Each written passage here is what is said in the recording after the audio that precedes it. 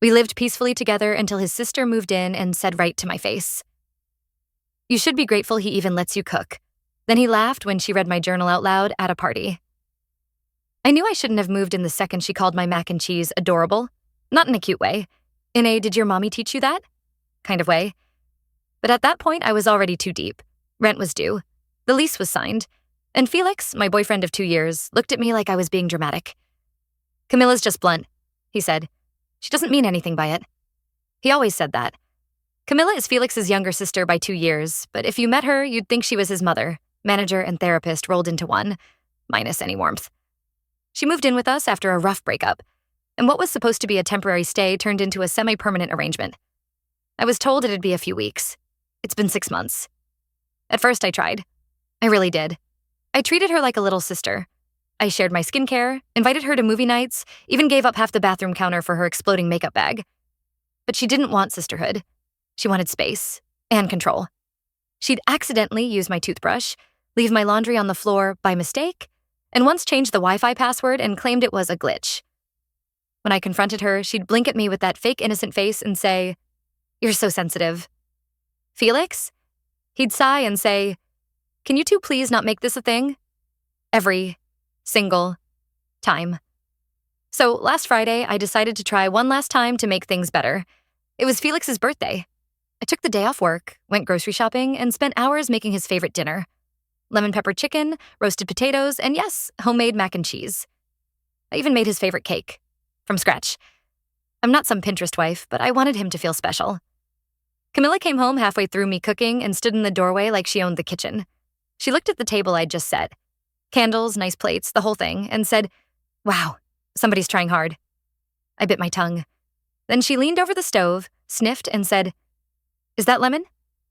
That smells ambitious." I laughed it off. Again.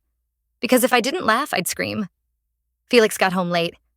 No apology, just a traffic was hell, as he dumped his bag by the door and went to change. He didn't even notice the table. I called him to dinner.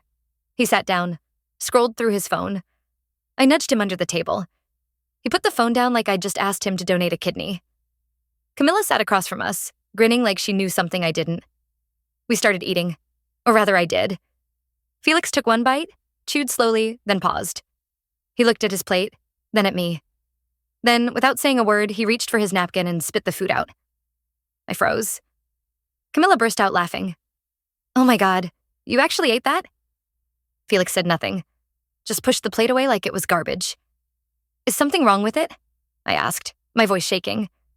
He looked at me and said flatly, "Did you even taste this before serving it?"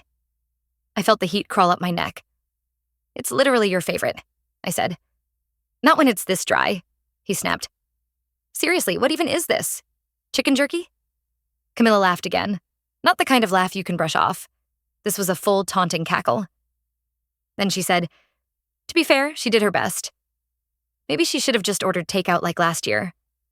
I stared at her, then at him, waiting for him to say something, to defend me, to shut her down. He didn't. He just picked up his phone and said, "Can we just not do this tonight?"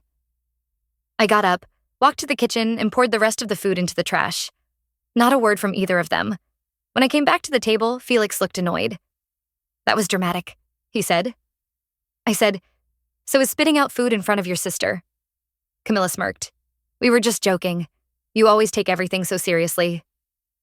And then, this is the part that still makes my stomach turn, Felix said, "She's not wrong, Mallory. You've been on edge for weeks. Maybe you should take a break or something." I just stared at him. This was his birthday. I'd cooked for 6 hours, bent over backwards to make things nice, and he couldn't even pretend to have my back. I turned to go to the bedroom. Camilla called after me. "Next time, skip the lemon." I slammed the door. The next morning, I woke up early and went to the kitchen. I found Felix's birthday cake untouched. A note was sitting beside it, written in Camilla's handwriting. It said, "Try to slice." Threw it out. Not everything you make needs to be homemade. Except when I opened the trash, the cake wasn't there. The entire thing was gone. The pan had been washed and put away. She didn't throw it out. She took it. That was the moment something in me snapped. I didn't cry. I didn't scream. I just started making a list of everything in that apartment that was mine. and as I reached for my favorite mug from the dish rack, I noticed something on the counter that hadn't been there the night before. A bottle of lemon extract. Half empty. I hadn't used lemon extract. I'd used fresh juice, and I was the only one who cooked that day. Or so I thought. I stood there in the kitchen staring at the half-empty bottle of lemon extract like it had just spoken to me. I hadn't bought it. I didn't use it. And I knew I hadn't added anything artificial to Felix's birthday dinner. I squeezed fresh lemons myself. I grated the zest. I even triple-checked the measurements. So why was this bottle sitting next to the stove, cap slightly loose like someone had used it in a hurry? My hands started to shake. Not with fear, but with something worse. Realization. I turned and looked at the trash. The pan was missing, the cake was gone, and the only evidence that any of it existed was now this stupid, out-of-place bottle. A bottle that hadn't been there before. A bottle that only one other person in that apartment had access to besides me. Camilla. I didn't want to believe it. I didn't want to think someone could be that petty, that cruel. But then again, I didn't think the girl who used to borrow my mascara and ask for boy advice would turn around and mock me for trying to make her brother's birthday special either. So I did what any idiot still clinging to the benefit of the doubt would do. I asked Felix. He was sitting on the edge of the bed, half-dressed, scrolling through something on his phone. Probably memes, or worse, group chats with people I used to consider friends. I held up the bottle. Did you use this yesterday? He glanced up, shrugged. No? Why? Because I didn't either. So how did it get next to the stove? Another shrug. Maybe it was already there. I felt heat crawl up my chest. It wasn't. I would have seen it. I cleaned the whole counter before I cooked. He sighed like I was accusing him of murder. Are we really doing this again? Can we not fight about lemon extract? Please? It's not about lemon extract, Felix. It's about someone messing with my food. He stood up, crossed his arms. Are you seriously suggesting my sister poisoned your dinner? I blinked. I never said poisoned, but you know she hates me. She's been passive-aggressive since day one, and yesterday? That wasn't passive. That was cruel. Mallory, he said, voice going all calm and condescending. I think you're being a little paranoid. Camilla wouldn't do that. You're stressed, you cooked all day, maybe you just messed up. I laughed, not because it was funny, but because it was so wildly predictable. Of course you'd say that, I said. She could torch this apartment, and you'd probably tell me I left the oven on. You always go to extremes. No, I snapped. I just refuse to be gaslit in my own damn kitchen. He walked out. Just left the room like I was too exhausting to deal with. And maybe I was. Maybe I was too much. But I was also right. And that terrified me more than being wrong. Because if I was right, that meant I had been living with someone who actively sabotaged me, and someone else who watched it happen and did nothing. Later that night, I heard them laughing in the living room. I had my bedroom door cracked open just an inch, just enough to hear her say, "Next time she cries over chicken, hand her a lemon." And he laughed. He laughed. I didn't sleep. I just stared at the ceiling, repeating those words in my head until they stopped sounding real. The next day, I didn't make breakfast. I didn't make coffee. I didn't say good morning. I texted a friend I hadn't spoken to in months, Eden. We used to work together, bonded over weird bosses and toxic office politics, but drifted apart after she moved in with her boyfriend across town. I remembered she had a second bedroom. I didn't ask to move in. I just asked if I could stay for a few nights. She said yes without hesitation. I spent the afternoon packing what I could. Just the essentials. Felix wasn't home. Camilla was, but she kept to her room. Maybe she thought I was sulking. Maybe she thought she'd won. I didn't care. I was done playing polite. That evening, as I was grabbing my toiletries from the bathroom, Camilla knocked on the door. I froze, hand still on the drawer. Hey, she said casually, like we were friends. I used the last of your toner. Hope that's cool. I stared at her, then said as evenly as I could, Why did you use lemon extract in my food? She blinked, then smiled. Wow, you really think I'd waste good lemon extract on that meal? I wanted to slap her. I didn't, but I wanted to. I didn't say a word. Just stepped out of the bathroom, walked into the bedroom, and zipped up my duffel bag. When Felix got home, I was waiting by the door. Bag in hand, jacket on. He looked confused. Where are you going? Eden's, just for a while. He looked past me like Camilla might appear and explain what was happening. You're seriously leaving because of a bottle of lemon extract? No, I said. I'm leaving because you watched me drown and told me the water wasn't that deep. He reached out, tried to touch my arm. I pulled back. I just need space, I said. So you're giving up? No, I whispered. I'm finally choosing myself. I stepped outside and didn't look back. It rained that night. Just a light drizzle. Enough to soak through my hoodie by the time I got to Eden's building. She opened the door, saw my face, and said nothing. Just hugged me.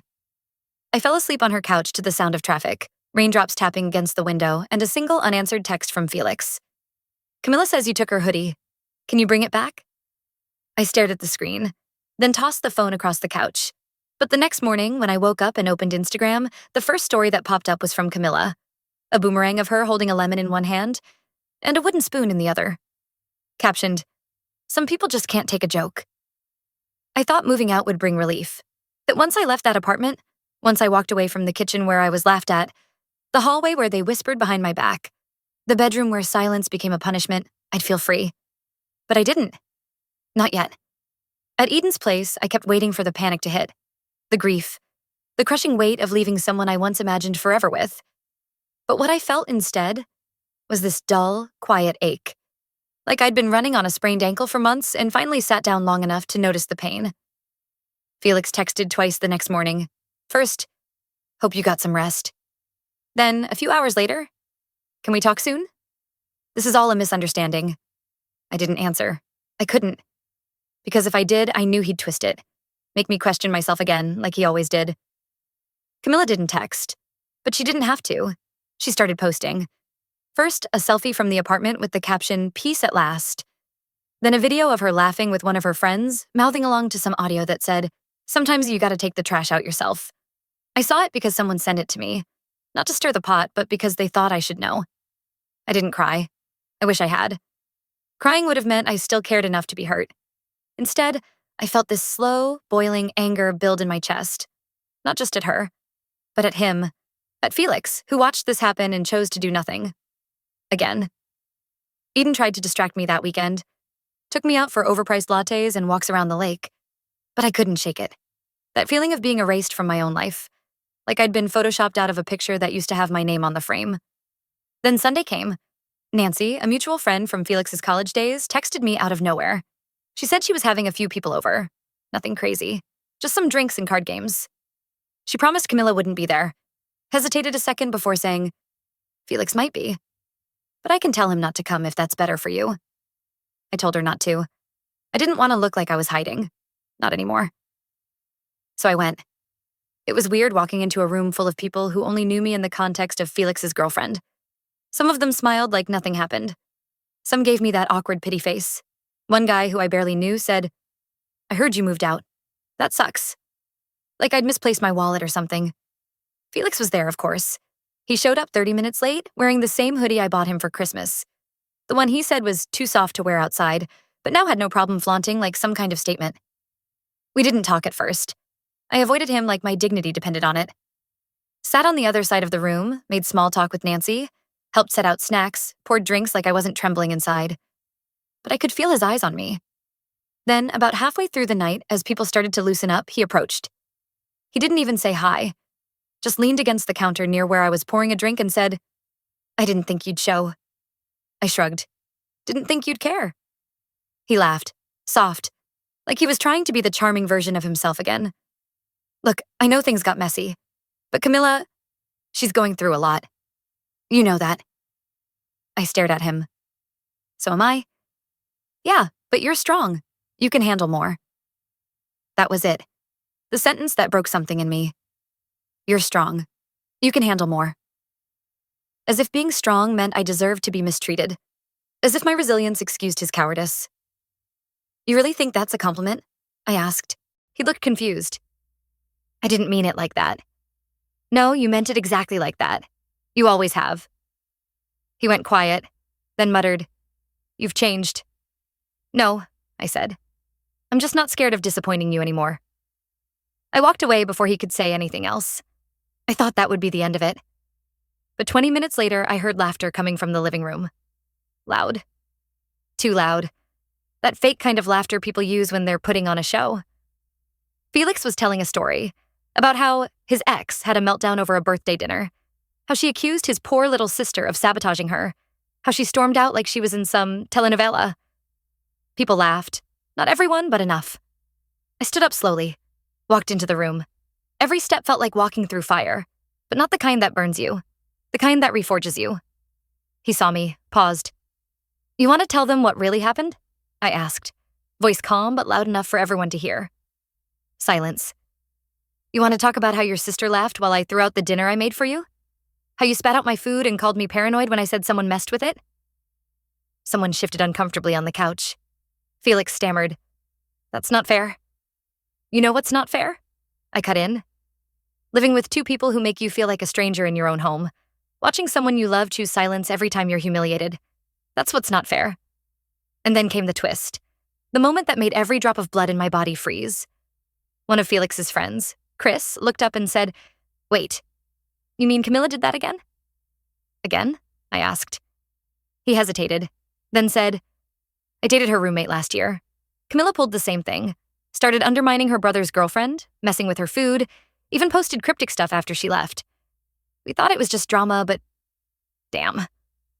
I stared at him. Felix didn't say a word. Because he knew. He'd known. All along. And he'd let it happen. Twice. I left that party without another word. Walked home with shaking hands and a heart that felt hollow. Not broken, just scraped raw. And if you're reading this, if you've ever had someone make you feel like your pain was too loud, your boundaries too harsh, your heartbreak too inconvenient, just know this. You're not too much. They're just not enough. And if you've ever been left to stand alone in a room where everyone laughed at your expense, I see you. You're not crazy. You're not paranoid. You're not wrong for leaving. You're just done being the quiet one. The thing about hitting rock bottom is, it gives you something solid to push off from. I spent the night after that party at Eden's, staring at the ceiling with a rage I couldn't swallow. Not screaming, not crying, just vibrating with a kind of cold clarity I hadn't felt in months. For the first time since I moved in with Felix and his sister, I wasn't confused. I wasn't asking why anymore. I knew exactly why. Because some people don't want partners. They want props. And the second you stop playing your part, they act like you're the one ruining the show. The next morning, I made coffee. Sat down. And made a list. Not a list of things I needed to heal or forgive. Number A list of things I needed to take back. My name. My version of the story. My dignity. I started by unfollowing every mutual friend who had laughed at Felix's little performance the night before. Anyone who had heard what happened and stayed silent? Gone. I wasn't going to beg people to believe me. I was going to make sure they saw me. Then I posted. Not some vague story. Not a passive-aggressive quote. A full, calm, detailed breakdown. What happened at that dinner? The lemon extract? The mocking posts? The birthday party speech? I didn't name names. Didn't need to. Anyone who knew, knew. Anyone who didn't, wouldn't forget after reading. I didn't do it for sympathy. I did it because I was done letting other people control the narrative. You want to play dirty? I'll bring receipts. By the end of the day, I had 37 messages. Some people were supportive. Some were fake supportive. Wow, I had no idea, but I hope you're okay. The kind that want to sip the tea, not help clean the mess. But then came the message. From Felix's ex. She didn't open with a greeting. Just, "I believe you." I froze. She told me about how Camilla had pulled the same tricks on her. About how Felix had let it happen. About how he had called her too sensitive, dramatic, emotional. About how she left quietly because she was too ashamed to make a scene. Not me. Not this time. I asked if she'd be willing to talk. She said yes. We FaceTimed that night. For 2 hours, we pieced together our timelines, our trauma, the sick déjà vu of it all. She showed me screenshots. Old texts between her and Felix, between her and Camilla. Even one message from Felix that said, "She'll calm down eventually. She always does." I took a screenshot of that too. Then I got an idea. It started as a joke, a petty thought. But the more I sat with it, the more it felt like the only thing that would make the playing field even. See, Camilla prided herself on her curated little life online. She was building a following, fashion tips, coffee reviews, relatable reels about being a cool younger sister. So I created an anonymous account, and I started posting truths. No names, no faces, just situations. Imagine your brother's girlfriend spends hours cooking for his birthday, and you sabotage the meal. Then you mock her for being upset. Imagine watching your partner get humiliated and saying nothing because it's easier to keep the peace. Each post ended with the same line. Not everyone deserves a seat at your table. especially the ones who laugh while you serve them. It started getting traction. People messaged asking if it was real. Some shared their own stories. Some guessed exactly who it was about. I didn't confirm or deny anything. I just let the truth sit there like a lit match. Camilla must have seen it, because 2 days later, she posted one of those reels where the girl's crying but still has lip gloss on. Captioned, "When people twist the truth to make themselves feel better." I almost laughed, but I didn't, because the real twist hadn't dropped yet. That came when Nancy, the same Nancy who invited me to the party, texted me with a screenshot of Camilla's internship application to my company. I stared at it for a long time. I work in marketing. I don't flaunt it online. But Camilla? She'd never once shown interest in what I did, until she thought I was out of the picture. She applied for our summer program. And guess who's on the selection panel? Me. I didn't even have to say anything. I forwarded the resume to my manager and said, "Conflict of interest." I know this person personally. That was all it took. She was removed from consideration. Later that night, I got a message from a burner account. "You're ruining her chances over a fight?" That's pathetic. I didn't respond. I didn't need to, because revenge isn't always loud. Sometimes it's as simple as not opening the door you used to hold for someone who spit in your face. But here's the twist. The real twist. After all that, after all the posts, the screenshots, the receipts, the quiet satisfaction of watching things crumble from a distance, Felix reached out again, but not with a text. He showed up, at Eden's building. I buzzed him in without thinking, assuming it was a delivery. Then I heard the knock. I opened the door just enough to see his face. He looked awful. Pale, hollow-eyed, the hoodie again. He held something in his hand. I thought it might be a gift. It was a journal. My journal. The one I'd hidden in the back of our shared closet. The one with my handwriting, my thoughts, my private heartbreak spilled across the pages. He handed it to me, said, "I thought you might want this back." Then added, "Camilla read it. She's the one who sent that story to her followers. She said it was too good not to use." I stared at him, not because I was shocked Camilla did that, but because he knew, and still did nothing. He watched his sister mine my pain for content, and only told me after I started fighting back. That's the moment I knew. Really knew. He wasn't just complicit. He was her audience, and I'd been performing for both of them the whole time. So, if you've ever felt like your voice got swallowed by someone else's narrative, I want you to know. I see you. I am you. And I promise, you don't owe them silence just because they're louder. Sometimes the only way to be heard is to burn the stage down yourself. I didn't say a word after Felix handed me the journal. I just stood there, fingers tightening around the cover, feeling the weight of every page that had been read, twisted, mined for engagement.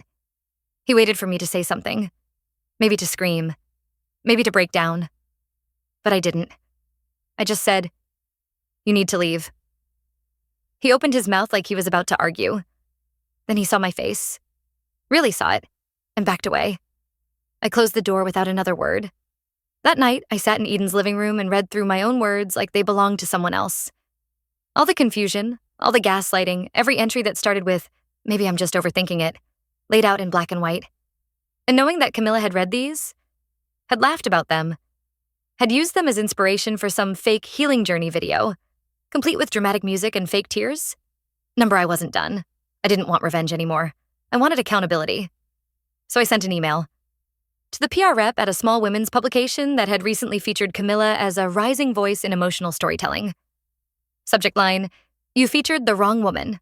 I attached screenshots, dated journal entries, a side-by-side comparison of my words and Camilla's captions, the timeline, the burner messages, the video of her laughing at dinner, and a brief, clear statement.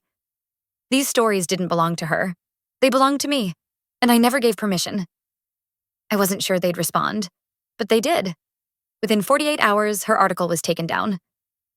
The magazine issued a quiet update noting ethical concerns with their source. They didn't name me, but they didn't have to. Word got around fast. And for once, it wasn't my name being whispered. It was hers. Camilla tried to fight it, posted a crying video saying she'd been misunderstood, claimed she was just inspired by a friend's journey. But people weren't buying it. Not this time, because people recognize my voice. Turns out when you tell the truth long enough, even in private, it leaves a trail. One that copycats can't replicate without getting caught. Felix sent a final message. "She's losing brand deals. Her mentor dropped her. Are you happy now?" I didn't reply. I didn't even read the full message. I just blocked him one last time. Because no, I wasn't happy. But I was at peace. Camilla lost more than just some followers. She lost her mask. The curated version of herself she'd built by standing on the wreckage of other people's silence. And me? I didn't just walk away. I walked forward. I signed the lease on my own place. A tiny, sunlit studio with squeaky floors and a view of nothing special. But it's mine. I bought a secondhand bookshelf, filled it with my favorite paperbacks in every journal I could find. This time, I keep them in a fireproof box. Not because I'm scared, but because they're worth protecting. I started writing again. Not for the internet. For me. But here's the thing. This story didn't end with a dramatic apology or a grand confrontation. There were no screaming matches or courtroom justice, just truth. And the quiet satisfaction of watching it land exactly where it needed to. Some people lose in public, some people lose in private. But the most poetic justice is when they lose control of the story, and you finally take it back. Because when someone weaponizes your pain, the most powerful thing you can do is speak louder than their lies. Never mistake silence for weakness. And never let anyone else decide the value of your story. If you've ever had your voice stolen, your truth twisted, or your pain dismissed by the people you trusted most, you're not alone. Share your story in the comments if you're ready. Someone out there might need to hear it. And if stories like this resonate with you, I hope you'll stick around.